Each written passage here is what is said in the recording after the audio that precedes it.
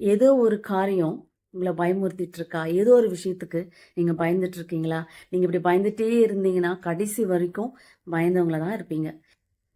ஏது உங்கள பயமுறுத்துதோ, அது சூழ்நிலையாகட்டும், இல்ல ஏதோ ஒரு இடமாகட்டும், ஏதோ உங்கள பயமுறுத்திட்டு இருந்துச்சுன்னா, இன்னைக்கு டிசைட் பண்ணிக்கோங்க. நீங்க பயந்துட்டே இருந்தீங்கன்னா, கடைசி வரைக்கும் அந்த விஷயத்த உங்களால செய்யவே முடியாது. அதுல நீங்க இன்வால்வ் ஆகவே முடியாது.